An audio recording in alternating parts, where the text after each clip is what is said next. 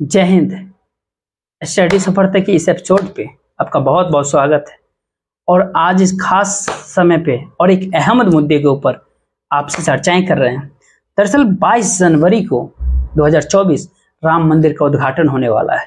या उस पूरे ब्राह्मणवादी शब्दावली के ऊपर अगर कहा जाए तो प्राण प्रतिष्ठा होने वाली है। मोहन भागवत साहब ने दशहरे के अवसर पे उसका ऐलान किया था। और फिर नरेंद्र मोदी, पीएम मोदी ने कल जो राम मंदिर के ट्रस्टी है, उनके महासचिव जो है चंपत राय, उनको ऊपर आमंत्रण देने के लिए पहुंचे। बतौर चीफ गेस्ट जो है, बतौर मुख्य अतिथि पीएम मोदी को राम मंदिर के उद्घाटन के ऊपर आमंत्रण किया। और ये चंपत राय वही है जिन पर जमीन घोटाले के आरोप लगे उसी अयोध्या के भीतर, जहां पर राम का जन्म हुआ था, यह माना जाता है। बहरहाल हम बात करते हैं। सवाल यहां पर यह है कि क्या राम मंदिर के उद्घाटन में क्या इस देश के प्रथम नागरिक और महिला राष्ट्रपति द्रौपदी मुर्मू को भी बुलाया जाएगा, या फिर कहीं नई पार्लियामेंट के उद्घाटन के तरह ही उनको अदृश्य तो नहीं कर दिया जाएगा। G20 के बड़े सम्मेलन में जिसका बाकायदा इतनी ब्रांडिंग की गई, जिससे जो कुछ भी हो रहा है सब कुछ पीएम मोदी की अपनी शख्सियत के कारण ही हो रहा है। लेकिन उसमें जो इस देश के प्रथम नागरिक हैं, राष्ट्रपति द्रौपदी मुर्मू, उनको किनारे लगा दिया गया और सारे कैमरे जो है, सारे मीडिया जो है एक ही व्यक्ति के ऊपर केंद्रित थी, वो थे पीएम मोदी। उसके बहुत सारे मीम्स यूट्यूब पे चला था, अब देखे होंगे। लेकिन यहाँ पे सवाल यह है कि राम मंदिर के उद्घाटन में भी, जिसमें देश भर के सैकड़ों हजारों शंकराचार्य, भगवताचार्य, न जाने कौन कौन से आचार्य, साधु, सन्यासियों को भी बुलाया जा रहा है, लेकिन राम मंदिर की उस नींव की ईंट बने कन्हैया कटियार होंगे या नहीं होंगे? कामेश्वर चौपाल जिन्होंने राम मंदिर के लिए पहली ईंट रखी थी, वो होंगे या नहीं होंगे? हालांकि वो ट्रस्ट में शामिल हैं, उनकी क्या भूमिका है यह कोई नहीं कह सकता। यहाँ पर एक और सवाल होता है। रामनाथ कोविंद साहब, भारत के पूर्व राष्ट्रपति, उन्हें शिलान्यास के समय नहीं बुलाया गया था, तब तो माननीय राष्ट्रपति हुआ करते थे। लेकिन हो सकता है कि प्राण प्रतिष्ठा के समय पर उन्हें बुलाया जाए। ये सवाल इसलिए भी कर रहे हैं कि जो राम मंदिर का पूरा आंदोलन जो है, उसके भीतर इन दलितों और पिछड़ों की कितनी बड़ी भूमिका थी। विनय कटियार बजरंग दल के संस्थापक अध्यक्ष, साध्वी तिम्बरा, उमा भारती, कल्याण सिंह, ये तमाम ऐसे नाम, जैसे चेहरे जिन्होंने राम मंदिर आंदोलन को गति दिया और सत्ता तक वो पहुंचाए भारतीय जनता पार्टी को लेकर के, आज उनका कोई नाम लेने वाला नहीं। अपने डंके की चोट पे मुनादी कर करके एक महिला और आदिवासी को राष्ट्रपति बनाए, लेकिन उसको आप रोज अपमानित करते हैं। सार्वजनिक स्थानों पर उनकी कोई भागीदारी नहीं होती। क्या इसलिए कि वो महिला हैं? और ये तो बिल्कुल भी हम कहना नहीं चाहते कि वो विधवा हैं, इसलिए आपकी उस पूरी आइडियोलॉजी में, आपकी सोच में कहीं वो अपशगुन तो नहीं। हालांकि इस देश का संविधान जो है, या इस देश के भीतर का कोई भी जो विवेकशील व्यक्ति है, वो कभी भी कोई इस तरह की बातें नहीं कर सकता। और प्रथम नागरिक होने के नाते जो उनको सम्मान इस देश ने दिया, लेकिन सरकार जिस तरीके से रोज उनको किनारे रख करके, साइड लगा करके उसका अपमान करती है, पूरे समाज का अपमान करती है, उस आदिवासियों का जो इस देश का मालिक है। राहुल गांधी जिसके लिए यह कहते हैं कि जो जल जंगल जमीन जिन्होंने इस देश को समुन्नत किया, उपजाऊ बनाया, वो आदिवासी जिन्हें आज यह मौका मिला, क्या उनको अदृश्य कर दिया जाए? राम मंदिर के उद्घाटन में वो दलित पिछड़े होंगे क्या? उनको बुलाया जाएगा क्या? यह सबसे बड़ा सवाल होगा। और सवाल यहां पर यह भी होता है कि अमित शाह जी ने त्रिपुरा के अंदर जो बहुत जोर से कहा था कि राहुल बाबा टिकट कटा लीजिए, राम मंदिर का उद्घाटन होने जा रहा है, तो क्या उन्हें बुलाया जाएगा? राहुल गांधी जी को? क्या मल्लिकार्जुन खड़गे जी को बुलाया जाएगा? कर्नाटक का वह कद्दावर नेता, 50 साल से अधिक काम का राजनीतिक अनुभव मल्लिकार्जुन खड़गे, दलित समाज के अंदर से आने वाले मल्लिकार्जुन खड़गे को क्या राम मंदिर उद्घाटन के अंदर बुलाया जाएगा क्या? जी हाँ, वहां उनके पीछे उस आइडेंटिटी को या देखा जाएगा। वो दलित समाज से आते हैं, इसलिए उन्हें राम मंदिर के उद्घाटन में नहीं बुलाया जाएगा। यह सवाल तो बार बार किया जाना चाहिए, पूछा जाना चाहिए। राम मंदिर के उद्घाटन के पहले जरा उस राजनीति को समझिए। आरएसएस जो इस साल 100 वर्ष पूरे करने वाले हैं, 1925 के अंदर स्थापित हुआ, जनसंघ के जरिए उसने राजनीतिक शुरू की। हालांकि वो बराबर डिनाई करते रहा कि वो कोई राजनीतिक संगठन नहीं है, वो बराबर सांस्कृतिक संगठन है। लेकिन मोहन भागवत ने दशहरे के अवसर पर भी उसने कहा कि हमें सोच समझ करके वोट करना चाहिए। ये सांस्कृतिक संगठन है क्या? बहरहाल अब कुछ भी छिपा नहीं रहा, सारी चीजें बेपर्दा हो गई है, खुल के सामने आ गई। तो वो आरएसएस जिसने 1970 के दशक तक पूरी मशक्कत कर ली कि वो 17 में सत्ता में पहुंच जाए, उसने जितना आजादी के बाद हिंदू मुसलमान कर दिया, दिल्ली की जनता को बांटना चाहा। जहां पाकिस्तान से लोग आ रहे थे, हर बार छूट गए थे, घर बार छूट गए थे, लोग मारे गए थे, उनके भीतर जो गुस्सा था उस गुस्से को सांप्रदायिकता में बदलने का किया जा रहा था उसी आरएसएस के द्वारा। लेकिन जन संगठन तब भी सफल नहीं हुआ। पहले इलेक्शन के अंदर 1952 के भीतर जनसंघ, राम राज्य परिषद और हिंदू महासभा तीनों पार्टियों ने मिलकर के केवल 10 सीटों को ही जीता था। नेहरू की लोकप्रियता वहां पर सिर चढ़ करके बोल रही थी।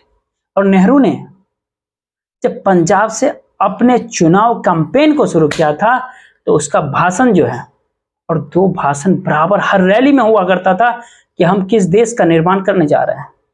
क्या हम पाकिस्तान की तरह हैं, एक धार्मिक राष्ट्र चाहते हैं, या फिर जो जिस तरीका से राष्ट्र हमारा है, बहुधार्मिक बहुसांस्कृतिक, इस तरह का हमको राष्ट्र चाहिए। और भारत के लोगों ने पहले इलेक्शन में ही निकल करके इस पर मोहर लगाई कि हम बहुसांस्कृतिक राष्ट्र चाहते हैं, धर्मनिरपेक्ष और समाजवादी राष्ट्र चाहते हैं। वहां से हिंदुत्ववादी ताकतें जो हैं अपना मुंह अपना नहीं छिपा रही थी। और यही कारण था कि वो जो है आगे बढ़ करके धीरे धीरे करके कभी सोशलिस्ट मूवमेंट के साथ, कभी जेपी के पूरे आंदोलन के अंदर घुसपैठ कर दिया। जनता पार्टी की सरकार में उन्होंने अपने बहुत सारी योजनाओं को सफल कर दिया। वो पहला ही मौका था जब आरएसएस के तमाम लोग तमाम संस्थाओं में घुस गए थे, अंदर प्रवेश कर गए थे। अपने आइडियोलॉजी को धीरे धीरे वहां से उन्होंने बढ़ाना शुरू किया, विस्तार करना शुरू किया। फिर जाकर के जो सिख विरोधी दंगा हुआ उसके भीतर भी कुछ छिपा हुआ नहीं, उसमें भूमिका कैसी थी, क्या था। आपातकाल के भीतर वो माफी मांग रहे थे, और ये माफी क्योंकि पूरी परंपरा है उनकी। सावरकर ने 6 चिट्ठियां लिखी थी, तो भावराव देवदास ने इंदिरा गांधी को माफीनामे लिखे थे कि हमको छोड़ दिया जाए, हम तो आपातकाल के और आपके इस प्रक्रिया के खिलाफ नहीं है। ये वो लोग हैं, लेकिन उनको सफलता नहीं मिल रही थी क्योंकि डेमोक्रेसी में है। डॉक्टर अंबेडकर ने जिस बात को रेखांकित कर दिया था, राजनीतिक क्षमता स्थापित हो जा रही है इस देश के भीतर कि एक व्यक्ति का एक वोट होगा और हर वोट का एक ही मूल्य होगा। आज की भाषा में अगर समझे, चाहे अंबानी या अडानी हो या फिर एक कोई आम ठेले वाला हो, उसका भी एक ही वोट है और हर वोट का कीमत मूल्य जो है एक ही है। इसी कारण से वो संघी हिंदुत्ववादी सत्ता के दरवाजे से बहुत दूर थे। इसीलिए भावराव देवदास के समय उन्होंने एक नया तरीका इजाद किया। उनको लगा कि जब तक दलितों और पिछड़ों को अपने साथ जोड़ करके उनको वोटर नहीं बनाया जाएगा, तब तक हम डेमोक्रेसी के भीतर सत्ता के दरवाजे तक नहीं पहुंच सकते। और वहीं से उन्होंने आदिवासियों, दलितों और पिछड़ों को अपने साथ जोड़ना शुरू किया। और उनको एक बड़ा मौका मिला जब बीपी सिंह ने पिछड़ों को आरक्षण दे दिया, यानी मंडल कमीशन की सिफारिश किया, उसे लागू कर दिया। ओबीसी को 27% आरक्षण मिला सरकारी नौकरियों के भीतर, और उसके बाद पूरी फिजा ही बदल गई थी। उस आरक्षण के खिलाफ जो है जो भ्रम पैदा कर दिया गया था वो सड़कों पे बिल्कुल दिख रहा था। जो गोस्वामी, राजू गोस्वामी जिसने आत्महत्या करने का प्रयास किया था, वो नहीं जानता था कि उसकी जाति खुद ओबीसी है। और यहीं से जो है तब के जो है भारतीय जनता पार्टी और आरएसएस के प्रमुख नेता लाल कृष्ण आडवाणी ने अपनी रथ यात्रा की शुरुआत की थी। उनको ये अवसर मिला सोमनाथ से अयोध्या की रथ यात्रा, और उस मुनादी थी वो कि राम मंदिर हम ही बनाएंगे। और उस रथ यात्रा के सारथी कौन थे? दो व्यक्ति, प्रमोद महाजन और पीएम मोदी। वही मोदी आज भारत के प्रधानमंत्री हैं, उस टाइम पे नरेंद्र मोदी। और जिस गुरु के रथ के उस सारथी हुआ करते थे, वो गुरु आजकल बैठे हुए हैं एक अलग समिति में। उनको डाल दिया गया है मार्गदर्शन मंडल में। और नरेंद्र मोदी जी सत्ता, अब जो स्थिति आई है उसमें हुआ क्या? उस पूरे आंदोलन को अगर आप देखिएगा, समझिएगा, उसके बाद बाबरी मस्जिद को तोड़ देने का ऐलान किया जा रहा था। चारों तरफ लाउड स्पीकर के ऊपर मुसलमान के खिलाफ बाबर की औलादे कह करके हमलाएं की जा रही थी। और ये आवाजें जो है सिर्फ राजनीतिक गलियारे तक ही नहीं थे, ये आवाजें विश्वविद्यालयों के अंदर भी सुनाई दे रही थी। ये आवाजें जो हैं बस्तियों के भीतर भी सुनाई दे रही थी। और उसी के जरिए जो दलित और पिछड़ा थे, वो जो आस्थावादी हैं, उनकी आस्थाओं को सांप्रदायिक रंग दे करके उनको भटकाया जा रहा था। बाबर विंगवंशी राजस्थान के बहुत एक्टिविस्ट है, बहुत मशहूर है। उनकी एक किताब है, उनकी आत्मकथा, मैं भी कार सेवक था। और शायद वो आरएसएस के भीतर थे और राम मंदिर आंदोलन में भी वो आए थे। और उन्होंने इस बात का पर्दाफाश कर दिया कि आरएसएस के जो लोग हैं, जो स्वर्ण जातियों से आते हैं, जो ब्राह्मणवादी हैं, उन्होंने राम मंदिर के आंदोलन के भीतर दलितों और पिछड़ों का इस्तेमाल कर लिया। ये दलित और पिछड़े बंदर भालू की तरह जो है, जो रामायण के अंदर भी देखिए, जो धूल फाक रहे थे, भूखे मर रहे थे, और कहीं कहीं पुलिस की लाठियां खा रहे थे। कुछ कार सेवकों के ऊपर तो गोलियां भी चलाई गई थी, वो मारे गए थे। ये कौन थे? ये अधिकांश यही दलित, पिछड़े और आदिवासी हुआ करते थे। लेकिन जब सत्ता प्राप्त होती है, सत्ता मिलती है, तो उन्हें टिच कर दिया जाता है। कल्याण सिंह के समय 6 दिसंबर 1992 को बाबरी मस्जिद को गिराया गया। कल्याण सिंह ने खुद किसी से अपने पर्सनल बातचीत में कह दिया था कि उनके खिलाफ वो साजिश कर रहे हैं। उसके बाद कल्याण सिंह जो है गायब ही हो गए। उनके मुख्य धारा से भारतीय जनता पार्टी ने निकाल करके बाहर का रास्ता दिखा दिया। और फिर अवसर उनको दोबारा मिला नहीं, या मिला तो जितना उनका मान और सम्मान होना चाहिए था वो नहीं मिला। सत्ता की जो राजनीति है और जो सत्ता की जो भूख होती है ना, वर्चस्व की जो ये भूख होती है, जो निरंतर चल रही थी, जिस तरीके से भाजपा के अंदर वही ताकतें जो संघ से निकल करके आ रही थी, वो सत्ता की तरफ आगे बढ़ रही थी। और 6 दिसंबर 1992 का वह दिन क्यों चुना गया था, जरा इस पर भी आप गौर कर लीजिए। अंबेडकर, डॉक्टर अंबेडकर, उनका अंतिम दिन, जिस दिन उन्होंने निर्वाण को, यानी मृत्यु को प्राप्त कर लिया था, उस दिन को क्यों चुना गया? और उसमें शामिल तमाम बड़े नेताओं ने, अटल बिहारी वाजपेयी हो या लाल कृष्ण आडवाणी हो, वो अपने सिरे से अपने आप को दूर कर दिया। जबकि अटल बिहारी वाजपेयी साहब के भाषण भी मौजूद थे कि जमीन को जरा समतल करना पड़ेगा। लेकिन बाद में उन्होंने कहा कि कुछ उपद्रवियों का ये काम है, हमारा काम नहीं है। उन्होंने राजनीति किया, सत्ता प्राप्त किया। अब जब सुप्रीम कोर्ट के भीतर उसके जरिए जो राम मंदिर बन करके, सुप्रीम कोर्ट के जरिए जब राम मंदिर बन करके तैयार हो गया, तो उसका भी श्रेय लिया गया। क्या उस चित्र में जिसमें पीएम मोदी अपनी उंगली पकड़ा करके राम के उस चित्र को लेकर के जा रहे और गाना बजता है, तो राम को लाएंगे, जो राम को लाए उस हम उनको लाएंगे। ईश्वर का भी, भगवान का भी इन्होंने इस्तेमाल कर लिया। लोगों को तो इस्तेमाल कर ही रहे हैं, राम भगवान का भी इस्तेमाल कर रहे हैं अपने चुनाव के लिए। वो लोग हैं जो आज फिर से राजनीतिक इस्तेमाल करने जा रहे हैं, कोशिशें कर रहे हैं। वो बात अलग है कि अब लोगों पे वो रंग नहीं चल पा रहा है, लोगों को यह बिल्कुल समझ में आ गया कि राम और राम मंदिर सिर्फ और सिर्फ इनके राजनीति और सत्ता प्राप्त करने का साधन मात्र है। इनका आस्था से कोई लेना देना नहीं है, इनका धर्म से कोई लेना देना नहीं है, क्योंकि जिस धर्म की ये बात करते हैं उसके भीतर हिंसा कहाँ से आती है? या कोई भी धर्म जो है उसका जो मर्म होता है वो कभी भी हिंसा और भेदभाव को नहीं सिखाता है। जो हिंदुत्व है उसकी तरफ जो डॉक्टर अंबेडकर ने बहुत पहले ही कहा था कि हिंदूज जो समाज है, जो हिंदुत्व है, वो असमानता और भेदभाव पे आधारित। हिंदू कभी एक राष्ट्र नहीं बन सकता। अगर हिंदू एक राष्ट्र अगर होता है तो ये दलितों के लिए सबसे बड़ी आपदा साबित होगी। उन्होंने यहां तक कह दिया था कि जितना उत्पीड़न अंग्रेजों ने नहीं किया दलितों का, उतनी बड़ी आपदा जो है हिंदू राष्ट्र में होगी। इसलिए किसी भी कीमत पर हिंदू राष्ट्र को रोका जाना चाहिए।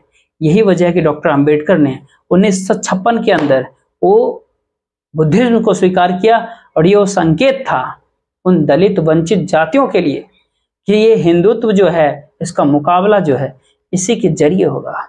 और आज ये बात जो है बिल्कुल साफ है, क्लियर है कि इस समय अगर हिंदुत्व का कोई डट करके मुकाबला अगर कर रहा है तो अंबेडकरवाद है, वो संविधानवाद है, वो अंबेडकरवाद और संविधानवाद की वो भावनाएं हैं, वो निर्मितियां हैं, वो उसकी संरचनाएं हैं, वो स्तुतियां हैं जो हिंदुत्व को सीधे काउंटर करती है, उससे बेपर्दा करती है। और वो बेपर्दा जो समरसता दीन दयाल उपाध्याय का टर्म होता है जो लेकर के आए थे, इसका मतलब होता है लोग एक तो नहीं हो सकते कभी, लेकिन वो जो है कर्म के आधार पर एकजुट जरूर हो सकते हैं। और वो मुकाबला मुसलमानों का कर सकते हैं या दलित और पिछड़ों की हैसियत वही क्यों, वो निम्न स्तर पर ही रहेंगे। खैर, बहरहाल उनके मंसूबे और उनके चाल तो कामयाब हो चुके हैं। अब जो वो मंदिर का उद्घाटन करने जा रहे हैं तब वो क्या बुलाएंगे मल्लिकार्जुन खड़गे साहब को जो दलित समाज के भीतर से आते हैं? क्या वो बुलाएंगे विनय कटियार को जो खुद उस आंदोलन में शामिल रहे थे? उमा भारती होंगे क्या वहां पे? उसमें जो है पूर्व राष्ट्रपति रामनाथ कोविंद साहब होंगे क्या? और वर्तमान राष्ट्रपति द्रौपदी मुर्मू होंगे क्या? और ये सवाल ऐसे हैं जो बार बार पूछा जाना चाहिए, चाहे मंदिर हो या फिर G20 का सम्मेलन हो। ये किसी व्यक्ति के ब्रांडिंग के लिए बिल्कुल नहीं होना चाहिए। सवाल देश का है, ये सवाल राष्ट्र का है। यहाँ तो सैनिकों की शहादत को भी राजनीति के लिए, चुनाव के लिए इस्तेमाल कर लिया जाता है। यहाँ तो G20 को भी अपने ब्रांडिंग के लिए इस्तेमाल कर लिया जाता है और वही फिर से होने जा रहा है।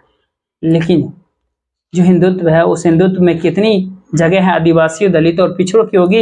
ये सवाल तो बार बार कहा जाएगा, पूछा जाएगा, उठाया जाएगा और मन में बहुत बार बार उठना चाहिए। देखते हैं होता है क्या जनवरी के महीने में जब राम मंदिर का उद्घाटन होगा। जय भारत।